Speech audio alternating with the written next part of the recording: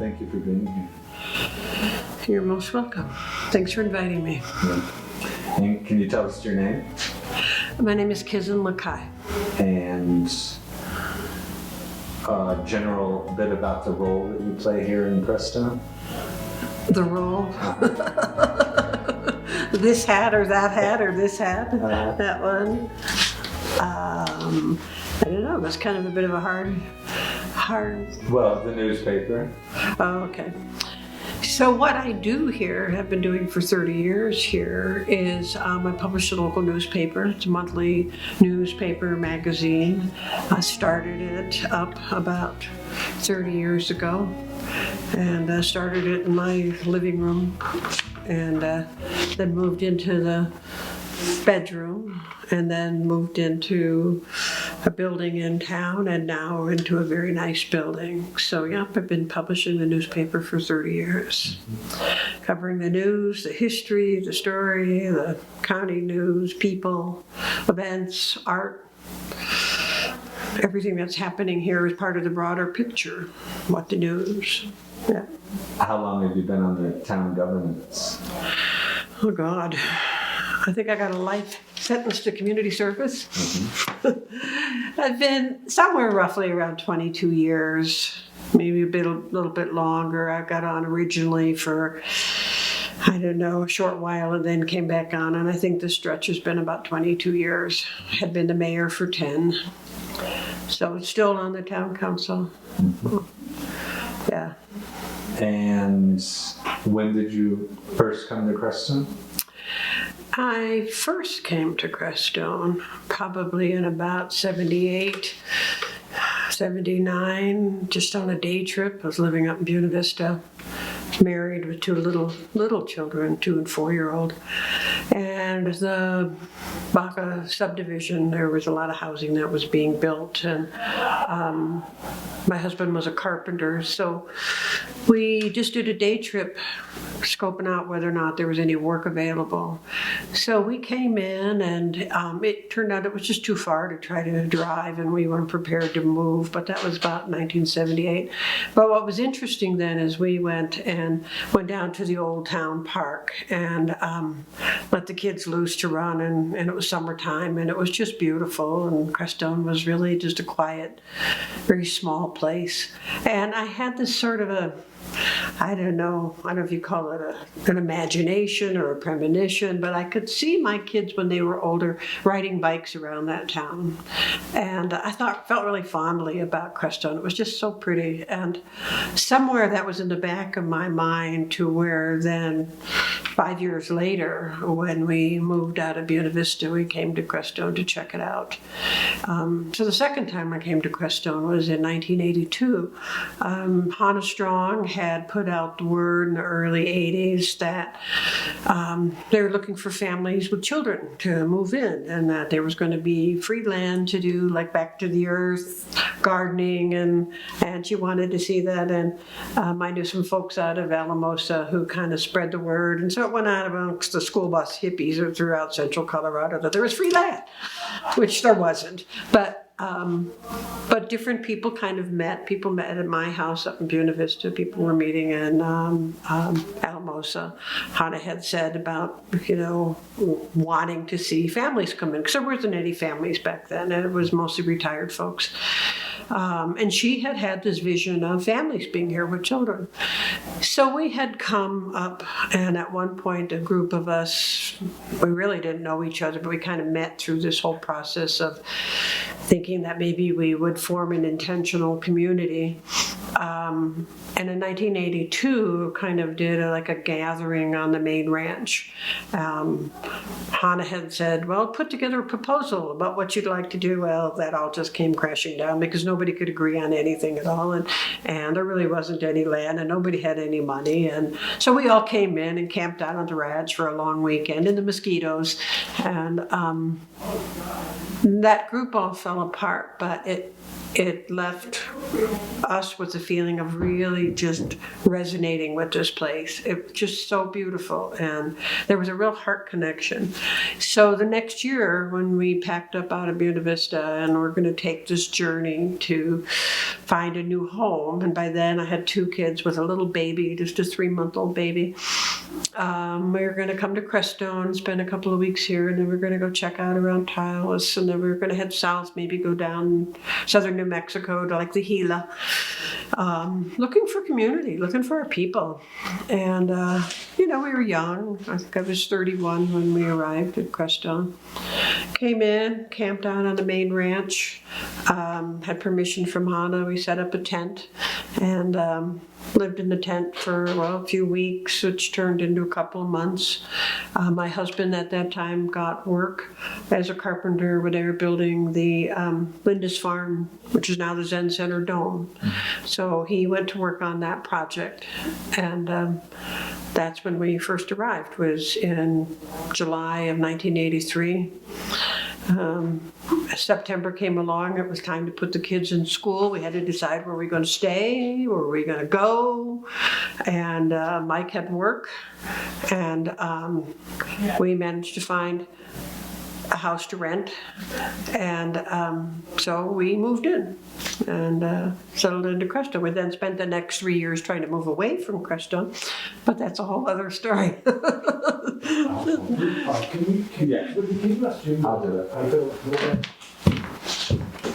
Thanks. Hey, can you laugh Enthusiastic about his job. Yeah, I was thinking about that. Kizzen, you're wonderful. Good to go? Yep. All right. I told him to laugh quieter. All right, so 1983, camping in a tent with the kids. I would want to ask what you learned about intentional community versus unintentional community during that process of trying to do it with a bunch of other young families. I think unintentional is best. It's like intentionally trying to make friends with somebody rather than a dynamic process that happens naturally. People came, even though they were supposedly back to the earth, maybe hippies, guys had long hair, people came from a wide different diversity of where they were coming from. And so there was things like, if we had a piece of land, then what's yours is mine, and we'll share everything. And then it was like, well, if I build my house, don't I own my house? Oh no, it's going to belong to the group. Okay, well, I wasn't sure about that, but others felt, we were really going to be communal. We were going to be communal, and so there was a lot of discussion about that. I had already been in a situation where I could no longer have a phone in Chaffee County because of everybody using my phone and never paying for it. So I wasn't all too hot about what's yours is mine, mine is yours kind of thing. It was a lot of trying to figure out, it's like, what's the purpose of your life? It's one of those kind of questions that often doesn't have a solid answer. And we would get together and as a group, and I remember, some people saying, well, let's start the group off by, everybody ohms, and other people say, I don't want to ohm. That's not my thing. I don't want to ohm. Okay, well, what do you want to do? Well, I want to pray. Well, I don't want to pray. And we finally all agreed on a moment of silence. We could all agree on silence. Okay, so it was just those sorts of things of people coming together about how are you going to share, who's going to own what are we trying to create, whether the group was more important than individuals. And so those issues never really got solved. People just kind of either lost interest or they got mad and left, and the group just all fell apart, and we didn't really have any kind of a common bond other than we were all hoping to get free land and have a place to have our home. So that was our only motivating factor. Are any of those people still here? No. And if you showed up with a lot of people wanting to build community and they all left, and then you were in a sleepy little town with a bunch of old timers, suddenly did you feel community immediately? You know, when we got here in '83, what was happening then, there was other younger people here, not a lot, but there were other younger people. There were some, other sort of hippie folks that had moved in. There were other seekers that were young. That was kind of the commonality, was people looking for community, younger people looking for community. We were kind of refugees from the 60s. And after the 60s, there was sort of this back to the land movement that was taking place. And, you read about different places that got started. This was the early 80s, so it was still sort of a process. I lived in a place up in Buena Vista that was very conservative. And if you said the word like yoga, or if you were a vegetarian, you were really weird. And when we came to Crestone, there was a sense with the spiritual communities that were being built at that time. The Lindisfarne Dome was being built. The Carmelites were just building. The ashram was just getting started. It was a real exciting time about creating a place where the spiritual centers from around the world were going to be here. And that I found really exciting. I really wanted to be involved in a place where that was happening. And there was other young people who were on the construction crews. They were the worker bees. And so there were people that were here. And that's why I say unintentional community was often better, because we were already here. We didn't have to make a decision to be here. We were here. And there was a real commonality of wanting to be part of family. And also just for myself, it was always was from the time I drove up that T road, it was a sense of coming home. It was just seeing that mountain, coming up that road, and it was just like my heart knew that I was home. How it was going to happen, how it was going to work, I had no idea, but there was just a surety. And you see that with so many people in their stories, that it was just, I knew that this was where I was supposed to be. And so that's kind of what was happening then. And 35 years later, do you feel like you found or created that sense of community? Absolutely.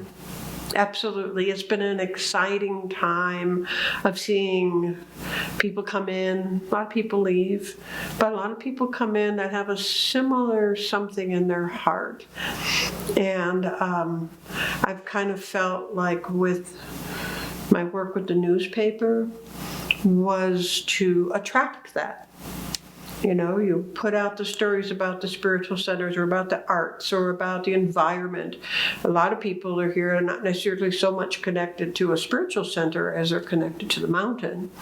It's the mountain, it's the energy, it's the water underneath, it's the forest, it's the deer in the yard. That is their connection, is the environment. It's like, where do I pray? Well, they're sitting on the earth. It's here. This is where I pray. It's not necessarily about the spiritual centers. It's about a connectedness to this mountain range, to this valley. And so we've seen people come in and they feel that same connection.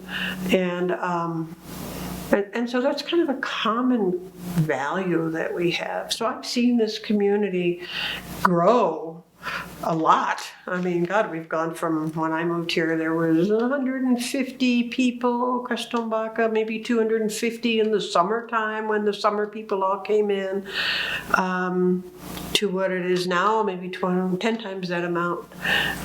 Big changes. But I think that for a lot of people, there's still a feeling that there's a reason that they want to be here. So. Do you think there's anything missing from this? That there's going to be what? Anything missing from the community or sense of community? Here, now? Yeah, we've lost We've lost waving and knowing who that person is when they drove by.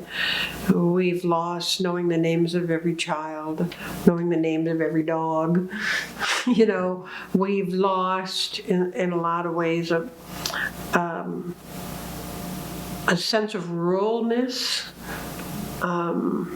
Before, when there's a thing that happens that when you have an existing culture and a small amount of people and a few people come in at a time, they learn the local language, the local ways of being, they learn whatever that local regional thing is, and they kind of get initiated to it and they join it. And if a lot of people come in all at once, they don't get that same teaching connection. And instead what happens, you get a lot of people, let's say a lot of people come from one geographic area. They kind of all start talking to each other. And they form their own sort of a subgroup. And they don't necessarily have to meet their neighbor because they have a lot of choices of who they're going to meet. When there's a real small population, you get to know your neighbors and people who live across the street because that's all who's here. And in another situation, you might not have made friends with that person, but you need a jump start in the morning, or they do, and you make a connection even though you're very different. And when you have a lot of people, you ignore that person and you make friends with people who are more like you. So I see that as a loss within our community. We've lost some of that connectedness, that intimacy of knowing each other. People don't necessarily know when you drive down the street in town who lives in that house. You don't stop and chat. You just drive right on past. And so there's like a lack of awareness of who each other is once you reach a certain point of population. And I see some of that loss at Crestone on the broad scale. I still see it exist within smaller subgroups. You know, if you're part of the town council, if you're part of this organization, if you're part of the charter school, you still have those cultural groups that you get to relate to each other. But yeah, there's things that we lost. We lost an intimate neighborliness when there's been so many people. And I've also felt like we've lost in some ways. There was a real caring about our community as a whole. And I see a little bit more of, it's kind of all about me. And that's a real shame. That it's not necessarily about the community. It's about me, and my barking dogs are supposed to run free. And so that's a loss. But in other ways, then we see us come together, neighbors helping neighbors. We have an emergency, we have a situation, everybody comes together. So that's still there. It's just different. It's just different.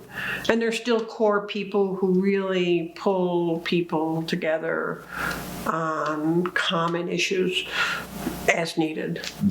And it's just like we're seeing right now when there's some sort of an outside threat or force that comes along, we all rally, you know. It's like, yeah, we're all together on this, you know. So I still absolutely love being here.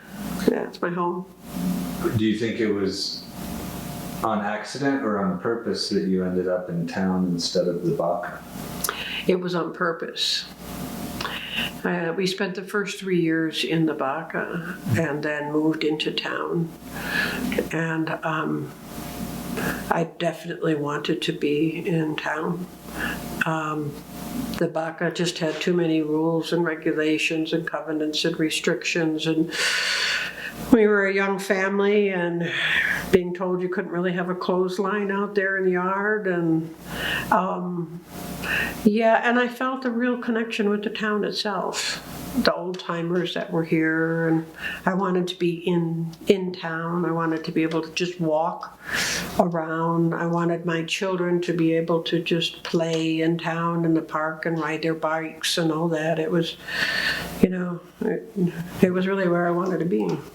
And do you remember the old timers and how they reacted to you? When you What the hell just moved in down the street? It was a mixed bag. She It was a in mixed Fred bag. Bowder's house. Yeah. That's how she was in. It was mixed. There was but generally, I really felt in the old timers in Crestone, there was actually more of a welcoming than some of the older folks in the Baca. The older folks in the Baca were looking to carve out, their mountain home dream with the covenants and restrictions. The old timers in Crestone, they were much more welcoming in a lot of ways. We were a family. We had children. That opened doors, because at that time there were hardly any children here at all. The retirees in the Baca didn't really have much children, and the old timers in Baca, their children in old timers in Crestone, those children mostly were gone. So when we showed up, there was another family that had couple of kids, and then Kurt Ward and Bernadette were here, and they had 4 children. And the year that we arrived, the Moffat School went from having just like a van for their kids to having to do a school bus to handle the kids. And it was only a half-full school bus, but that year there was probably like 8 kids, 2 of which were ours, that came in. So amongst the local people, having children, they were like, oh, children. And we were friendly, and I wanted to hear their stories, and I wanted to get to know them. And so overall, I felt really welcomed by the people in town. There was a few, there still wasn't. My husband had a ponytail, and it's like, guys, this was ponytails, this was cowboy country. This was old miner country. They weren't sure about that. But I got to know some of the old timers, like Gladys and Bill Sizemore, who just lived up here across the street, and got to know them as neighbors. Bill Sizemore would always stop at the corner where I lived, and he always had packets of gum, and he'd pass out gum to the kids, and they just thought he was like Santa Claus. He had gum. And Gladys, I got to know, she had written books about the history of Crestone, and I wanted to hear her stories. So I got to know a few of those, like Centella and Jack Harlan. Met them. They were still alive. Jack was an avid gardener. I like to garden. So I'd pick his brain about how to do this and how to do that. And there was a few other, I think maybe Toots Holmer might have still been alive, but I only met her briefly. There was a few of the other ones that I didn't really get to know that much, but we related with each other. After I moved to Crestone, there was this building here, this wonderful old schoolhouse building that was just sitting empty. And I said, anybody using this building? We should do something with this building. And at first I said, let's do a Christmas party. And so I organized a Christmas party, and there was old decorations back in the closet here, and we just stapled them all up and invited everybody to come. And the old timers from town came. It's like, God, we haven't been inside this building in years. This is so nice to be used. And we did a potluck, and that's how we started to get to know people. And the next year we started doing a Thanksgiving potluck in here, and that's where a lot of the older folks kind of came in, and we started meeting them. And that was a lot of fun. It was like getting to know them. And, those were good times. I've heard some stories about how several of those moms or mothers that were old timers had to raise their kids alone, and they developed this strong, fierce woman of Crestone. How has it been to be a woman in Crestone? I think I'm pretty strong and fierce. You know, if you're going to live 50 miles away from the nearest stoplight, if you're going to live somewhere this isolated where gas stations are closed and blizzards can shut you down and the county's not going to plow you out right away and the power might go off, you have to be self-reliant. And you know, you can have a bear on top of your chicken coop, or you know, the kids might come in, Mom, I saw a mountain lion run across the road. Okay. So I think to be a woman anywhere in the West, I mean, Western women are especially known for, you know, you either get tough or you just go crazy, and or combination thereof. And so you had to have a certain amount of resiliency in order to be here. But you also, on the other hand, had a lot of freedom. And it's okay to be a strong woman, you know, and, you know, you get points for being able to lift the end of that lodgepole pine and load it into the back of the pickup truck. It's like, all right, we could do this. So you almost have to be strong in order to live a rural lifestyle, to lift a bale of hay, and to be, you know, to have that sort of self-resiliency. You know, you have to. And I'm sure the old women who were here before, they had to be really tough because they were way more isolated than we ever were in the 80s. And I wished I had known them more. Who was left were already in their 80s, 90s by the time I showed up. But yeah. Did you play a part in Cabin Fever? I started the Cabin Fever show. When was that? I think that first winter was like the winter of, it was either 88, 89 or 89, 90, I can't remember. But it was one of those winters that went on forever, where we had like 60 days where the temperature never got above freezing, and it was just cold and dark and isolated, and the population was really small. And I don't know, some group of friends that we got together, Mark Jacoby was there, and we got to laughing and whatever and saying we should do a Cabin Fever show, because we all had cabin fever. We're all losing our mind. You know, we hadn't been out of Crestone in way too long, and so we did some brainstorming, and Mark Jacoby took on the job of MC, and him and I did that show for about 11 years. And it was a hoot. It was just a total absolute hoot. We get everybody 5 minutes and just do whatever you're going to do when you have 5 minutes to do it. And it was so much fun. It was wild. And there's still some old videos from those days of who was in the show. But yeah, so I started that, and then kind of passed it on to other people to do. I think under Tom DeSane, the CPI, the music group, he took that on. Was it like PG or PG-13 or R-rated? We had some school acts. Now it's a lot of school acts. Yeah. We'd have like maybe 2 of school acts. There was always something from like the Moffat School Drama Club. They would do something, and then we might have couple other kid acts. But it wasn't mostly all kid acts. It was mostly adults, and it was. We'd target people to be in there, and then we'd have these surprises. It was like, I remember one who was a guy who was the head of the credit union there. It was a new credit union, we just gotten a credit union, and very conservative, short hair, got the suit and tie or whatever, and he says, he only wanted to be in the show. I'm like, really? What do you want to be in the show for? He says, I do a comic act. No way. So he did. He was hilarious. It's like, he had this day job that you only ever saw, and he was just so funny. And we would see that with people you didn't even know, who could just sing amazingly or would come up and read their poetry, and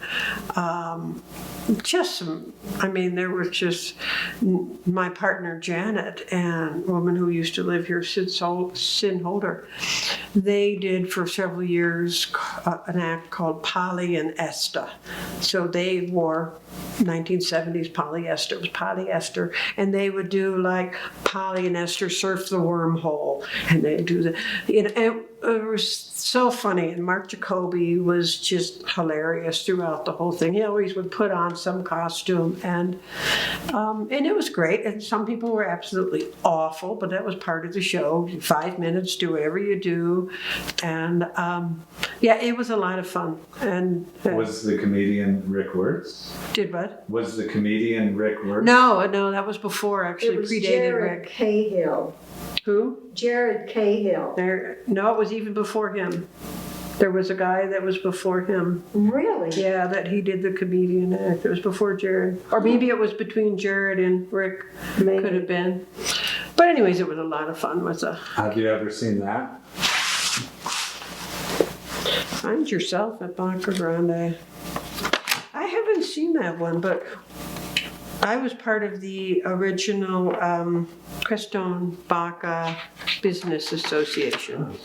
Crestone Moffat Business Association, CMBA. And I was part of that, and that was actually how I kind of met Janet the first time, is we worked on a brochure together, and with the Business Association, it was like, well, what could we, there's nothing here, what could we possibly promote? And it was like, well, what do we have? And one of us quipped, well, we've got plenty of nothing. And so that was the title of our business thing. We've got plenty of nothing. And it was like no smog, no noise, no traffic, no this and that. And it was good. But look at this Baca. Find Yourself at Baca Grande. Yeah, I don't really remember that one, but yeah, there's the White Eagle Village, what used to be the Inn at Baca. That was the fun place to be. The golf course, the rodeo, the airstrip. I actually flew in and out on that airstrip one time. Yeah, those were the days. In those days too, I know, and I'm sure other people spoke about this, but it was almost like a movie facade. Like the subdivision went in and all these things went up sort of like a movie facade. So we had like the rodeo grounds, we had the Inn at Baca that was really only supposed to ever last like 10 years. Hay rides and the stables. None of it was ever designed for longevity. So yeah, I hadn't seen that one. Do you think people are disappointed that facade crashed? Oh yeah. Yeah, I think so. That was part of why people bought property here. It wasn't why I came here, but it was why a lot of people came here. It was because the golf course and the lake, and it was the marketing. So that's what brought a lot of people in, was that marketing. And I know I was disappointed when the Inn at Baca changed, because it was the dining place, it was a recreational center, it was the only bar with a Pac-Man machine where you could go with the kids. It had the swimming pool. So that was nice. It was a nice selling point. But yeah, I'm sure people were disappointed when that all faded. Are you glad that well, I guess it's a mixed question, but a lot of your children grew up and went out to experience life in the city? What do you think of that? Well, I had one who stayed for a long time, and he stayed until he was in his mid-30s, and that was nice. And had a couple of grandsons, his wife. I got married here and had a couple of grandsons that were here. That was really nice. Yeah, it's, but I'm glad that they moved. They still live in Colorado. So they're close enough. I have my two granddaughters visiting here this weekend. So they're close enough to come and visit. Mm-hmm. And yet, all three of them have gardens. Mm-hmm. They have, up until recently, they all had chickens. Even living in Denver.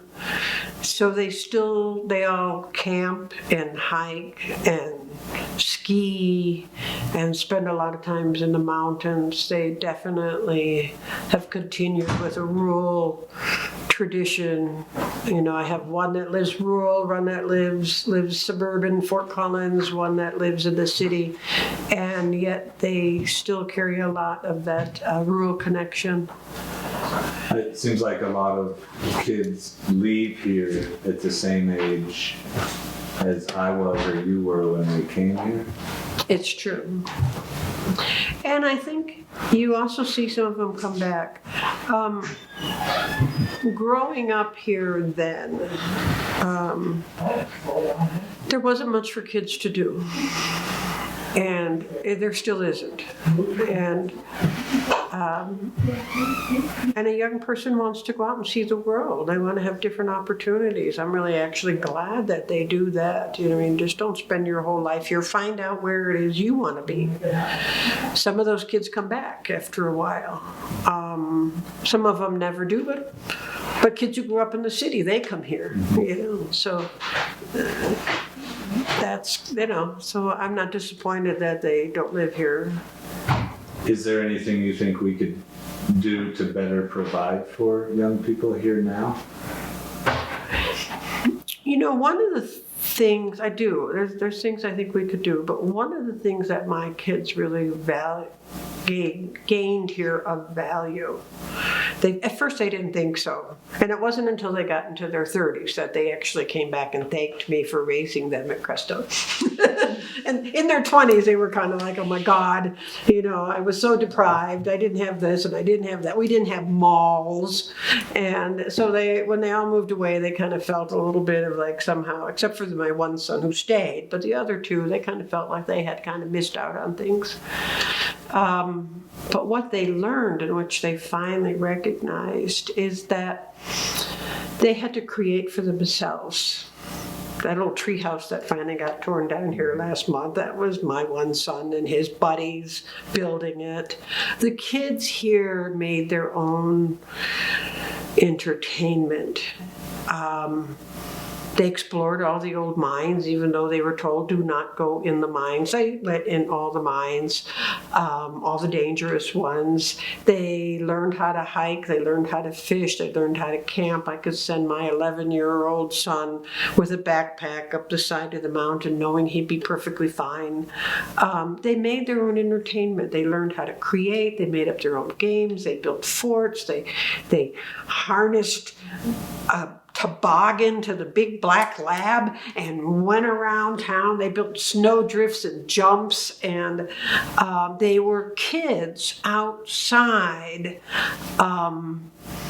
And there wasn't this other stuff. They had to come up with their own creativity to entertain themselves. They made fast friendships where they still stay in touch with each other. And they're very self-reliant and they're very resilient. And they have all come back finally later and said to me, thanks, Mom. Thanks, Mom. Because I am now working with people who just like, they don't even know how to jump a car. They don't know how to entertain themselves. If they don't have a device, they don't know what to do. They're all very self-reliant kids, and I think that's something you see within rural communities is kids, they got involved. They moved the chairs for the cabin fever show. They weren't separated from the adults. They got to know the older people in the community. My 7-year-old boy would go across the street and play checkers with Cecil Pickett because there wasn't any other kids. So they had multi-generational connections. We had, you know, people who lived in the Bach who sort of adopted my kids and made homemade ice cream and showed them how to make homemade ice cream. So there is a lot to be said for letting kids be kids and letting them explore and create. I almost feel sometimes we feel like we have to set up too many things. It's like, here's the game and here's all the rules and here's everything. Instead of turning them loose in the street and said, make up your own games, make up your own rules. Here's a ball, have fun. And they did. So that is a value that a small town rural life can give to kids. So what can we do for our kids? To me, that's a real mixed bag. I think we need to have safe places for them to explore and create. My kids were safe in Crestone. They could ride their bikes anywhere. There was no traffic. If they got into trouble, there was somebody to rescue them. Whitney rescued one of my kids when he wiped out on the bike. Okay, drug him home. Oh, you know, it was a safe place for kids. So I think one of the things that we could usually make sure we have is a safe place.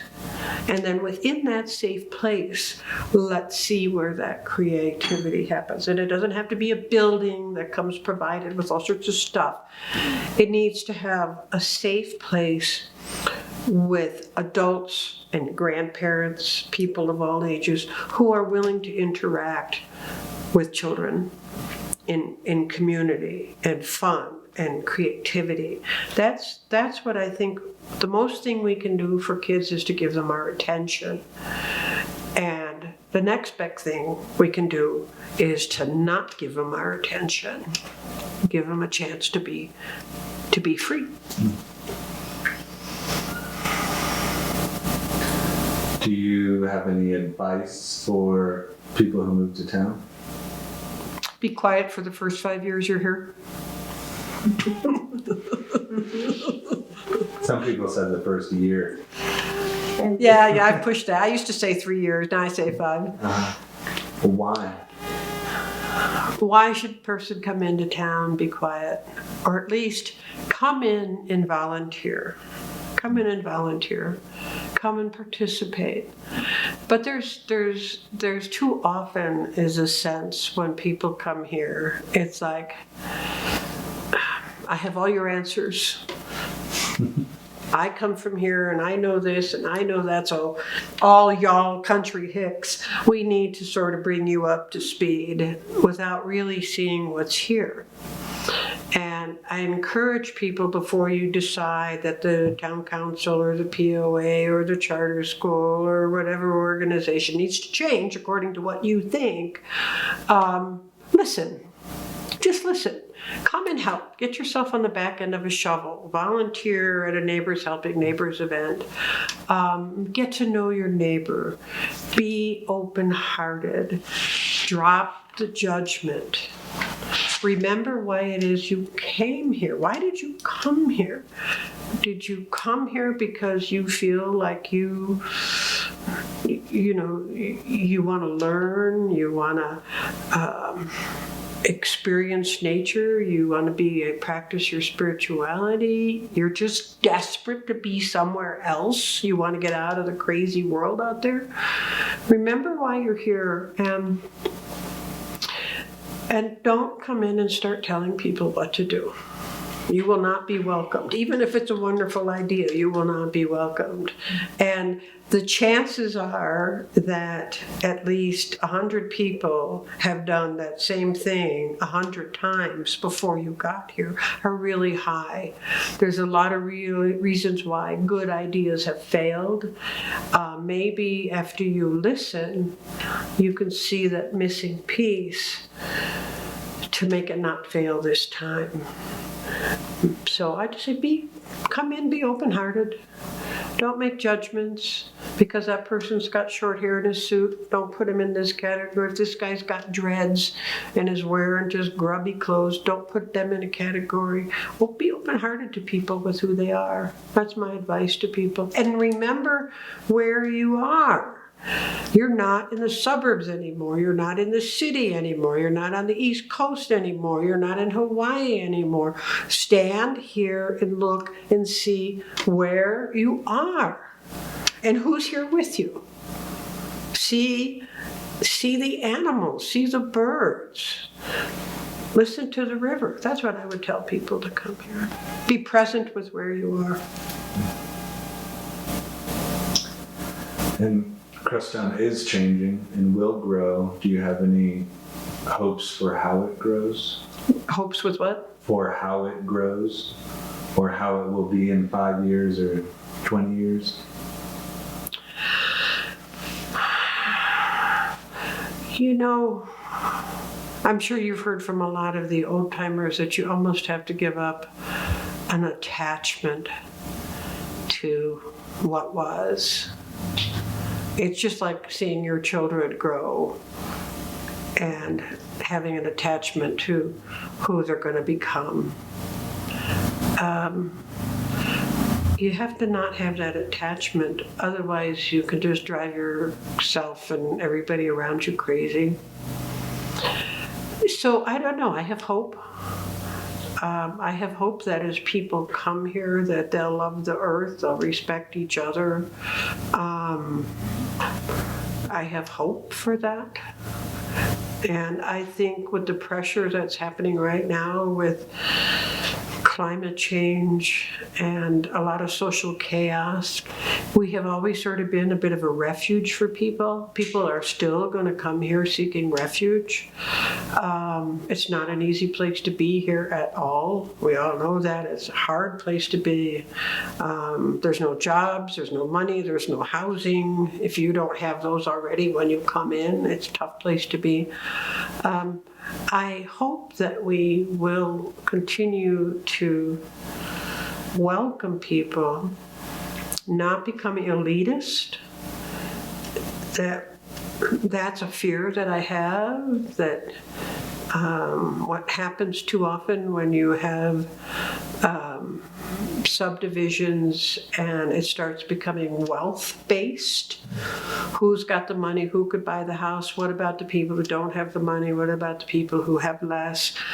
Do we value people according to the money, or do we look at people and see amazing people and value them? So as long as I've been in Crestone, it's always been this struggle. I mean, always. You know, people are ready to kick me out at a number of times. I've been ready to kick other people out at different times. I mean, it's just been this whole struggle between trying to define who we are, what's most important. And so I see that struggle just continuing. It's been happening for 36 years. I don't see any end to it. All right, so, and then I asked for advice about people who are newcomers, and then there's people like me that have been here for, 15, 20 years, something like that. So we are kind of a generation that your generation is passing the baton to. And I'm not wealthy, but I feel elitist because I'm a local. So when I see new people come into town, I'm not as open-armed as you may have been with me. And part of that's because so many people come, and it feels like so few people are willing to volunteer and work. So what advice do you have for the generation that you're passing the baton to? I'm not as open-armed either. I think that was part of being a low population where you actually communicate one-on-one with people. Anymore, I don't really deal with anybody until they've been here for a good long while. You see too many people come and go. You don't want to waste your time on them. There was another friend who one time who says, I'm not even going to talk to you for 5 years because you're gonna probably move away. And my time in creating a friendship, that's an investment. I don't want to invest my time in you and then have you just turn around and leave. So after you've been here about 5 years, then maybe we'll start a conversation. And I feel that more and more. Maybe it's part of my age. When you're 30, or even 40, you're much more open to meeting new people. As you get older, it's like I have enough of a hard time just spending quality time with the friends that I have. I don't know how much room there is for new people. And there's so many people coming, going, that I just don't have the time for them in my life unless they come in as an employee at the Crestone Eagle. Then we develop a relationship, or there's other situations where, we're almost forced to be together that I get to know them. But I feel that same way, and I think it's just too many people. And I think for you it's the same way. You've got your life and your family. You don't necessarily have time to waste on people who maybe just want to come breathe up all the air. Yeah, I mean, we live in the middle of nowhere in a very beautiful place, but I am beyond busy. You're beyond what? Busy. And Yeah. there's more to do and take care of than I could ever possibly have imagined. So yeah, time feels like there's not enough of it. Yeah. Instead of, oh, that's all. It even sounds like the old timers would get together and sit on their porch and look at the mountains and just be. But I don't have access to that, I feel like. I mean, And that's always kind of been the joke. How could you be so busy in a town like this when there's, to the outside eye, there's just like not much going on at all, and what do you people do here? There's nothing to do. How could you be so busy? We are busy people. They're busy people, and I don't know, it's because there's so many jobs and there's only so many people to wear those hats. I mean, we're both on the town council, so I see we only have a population, maybe 140 to choose from to be on the town council. How many people are interested? How many people are lucid? They can function on that level, you know? How many people was willing to make that time out? So if you're involved at all, you are going to get busy, because it's like, if you want something done, ask a busy person. All right, and yeah, that's kind of how it is here. If you're engaged, you're going to continue to be engaged until you just go home and lock the door and put the no trespassing sign up. I'm almost there. Soon. what are you going to, are you going to be buried or cremated? Am I going to what? Be buried or cremated? You know, I go back and forth on that. Most likely I'll be cremated, because I love the Crestone End of Life project. I love the ceremony. I love that. And I love the little plaques on their things. So most likely I will be cremated. But there's also a part of me that, I don't know, when I walk around the cemetery and there's the history, this person and that person and that person, you know, I've been here long enough. There's part of me that might say, yeah, put my name on a stone right there, you know. But actually I probably wouldn't do it at the cemetery. I'd do it in the lower end of my garden where my pet cemetery is. Just put me in the end of my own property. I don't need to be out there in the opinions. I got a nice spot in my own property. I don't know if the town will let me do that. Maybe they will. I guess they don't have to know. Yeah. So, you know, as a gardener, there's a lot to be said for returning to the earth. So I don't really know. I keep going back and forth. But I love the cremation, and I love that release, and I love the community coming together. And so, I don't know. Yeah. Is there anything that comes to mind for you that you want people to remember or know about that I haven't asked about? About Crestone? And or the Baca? And or the relation? I guess I'd like to ask you about that. It sounds like throughout the time there have been a lot of times where Crestone residents and Baca residents worked well and lived well together and were together. And then there have been times where there's a lot of separation there. So what do you think about tending to that relationship?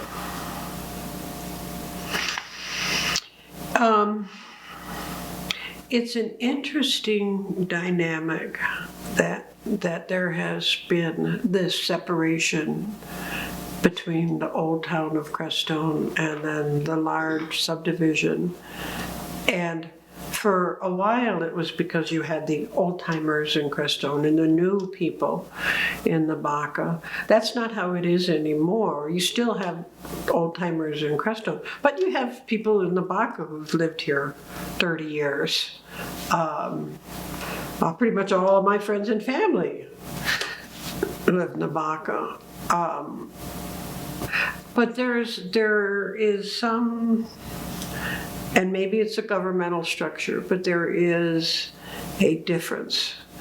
There's there's an energy difference, if I could describe it, that it just seems like in town, maybe it's because of the history, that there's a real commitment to being here as part of this town.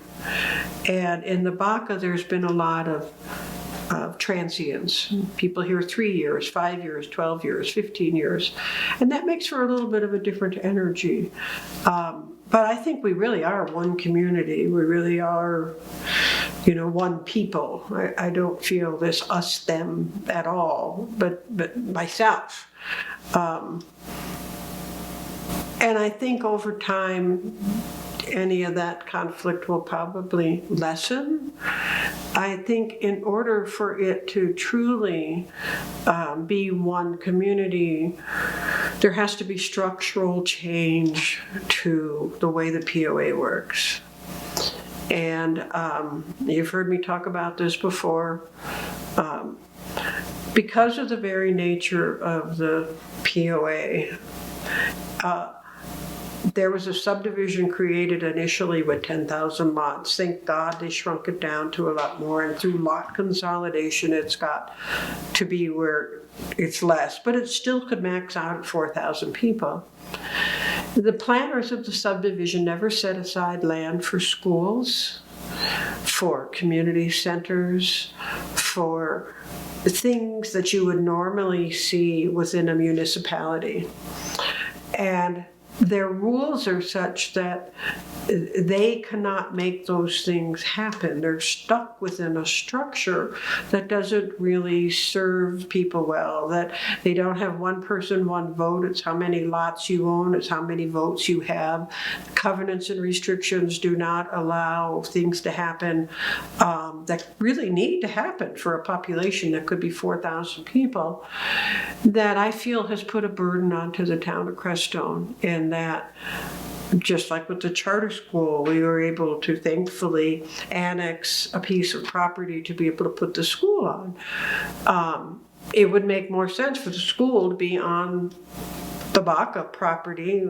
The town of Crestone is, we're not even 1/10 of the population. We might be 1/12 of the population. Over time is going to go by, we're going to be 1/20 of the population. And the structure within the POA does not allow its people, its residents, to create structure for community, to create a community building, a swimming pool, apartment buildings even, things that are intrinsic to a well-functioning municipality. And that ends up making it happen, comes onto the small 150, 140 of us in the town of Crestone. And that means there's some sort of an inequality that's going on. That has to be able to change to where people can feel like the library's on POA land, it's on our land, and that the two communities share the responsibilities for community structures, whether it's schools, community buildings, swimming pools, skateboard parks, whatever it is that people come up. We need to have one of these. We need to be able to share that within a community, the land, the expense, the maintenance, the visioning, all of it. And that's not happening now. And it hasn't ever happened. And I think that that's something that has to change so that we can operate as one community without one small section kind of having to carry the burden for the much larger community, and for the much larger community to be able to really be invested. That's our community center, that's our. And so that is where I think in the future we need to go, and that has to come without the POA having the legal wherewithal to change their governing structure. And I think once they change their governing structure, it might mean going to court, it will mean going to court, then there will be a lot of change within our community. There could be land set aside for just all sorts of things, commercial, industrial, light industrial, all of those sort of things, apartment buildings, senior citizen housing, all of those sort of things that our community needs are going to have to be created, and not just by the town. So that, to me, is something that, looking toward the future, if we're going to be successful in this experiment of Crestone Baca, that's got to be a fundamental governmental change to make it happen. Do you think that'll happen? Yes. Yes. There's enough people who are just fed up with it. There's enough push behind it now that I think it really will happen. I think people realize that it has to happen. And yeah, I think it'll happen. Yeah. We're good on time. Anything coming up for you?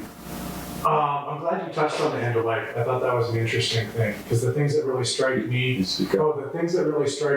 me early on about Crestone community-wise were like the potlucks, the Thanksgiving dinner, and the Is to pie. talk about what? The potlucks and the pyre.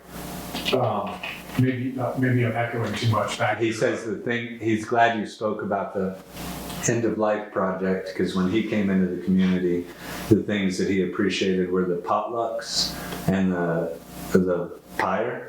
Yeah, the pyre, the ceremony. I mean, that was just so beautiful to be a part of that whole. So beautiful. So one more thing I'd like to talk about, if you're still running here. So one thing that I love about Crestone is its activism. We have seen over the years, Crestone, we're not like the mouse that roared. One of the things I love about Crestone is that going all the way back to, we're looking at maybe the 90s, we have had major battles with various entities that would have threatened our environment. There was the whole effort by AWDI, American Water Development Incorporated, to export vast amounts of water from the San Luis Valley.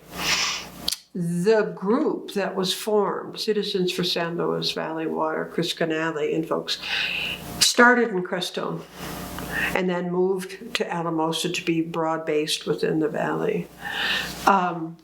It spent years and millions of dollars, and we were able to fight off that water development, thanks in part to initial huge amount of activism out of the town of Crestone, which was then picked up by all the valley ranchers, and they had the most to lose, the water users, and that.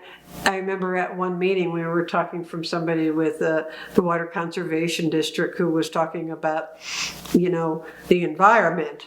And I teased him later, he was a good old boy, and I said, boy, I know, it was really hard for you to have to say the word environmentalist, wasn't it there? And he laughed because it was so true, but it was like, environmentalists were, those kind of hippies up Crestone. All of a sudden the environment became very real when it was your water that you were going to lose. The Crestone dealt with the military. Didn't even realize that there was anybody here. The Colorado Air National Guard used to run training runs over the town of Crestone and over Moffett. They would have these big aircraft coming just right over the top of the treetops. Sonic booms. They would come over and pretend they were dive bombing the Moffett school. It was horrendous. I even had a front window of my house break from the sonic boom. They went through a process where they were going to create and redo in the valley to have a training run come right through the town of Crestone, right through Moffett. Crestone took on the Colorado Air National Guard and the U.S. Air Force. People like Krista Canale, Mark Jacoby, Dick and Mary Johnson. There were a number of folks that created what was called the Open Space Alliance? Open Space Alliance. That was the name of it? Kate Steichen. The what? Kate Steichen, Open Space Alliance. We fought them for 8 years, public hearings, 4-star generals, everybody showing up here. I had on the front cover of the Crestone Eagle for probably 8 years this battle to get them to move their training runs out over the center of the valley. The spiritual groups really, this is probably one of the original origins of the Spiritual Alliance. They all came and just became very activist because they've got people from all the world who are there to enjoy the quiet, and now we have jets bombing us. We fought them to a standstill to where they moved their training route. They gave up.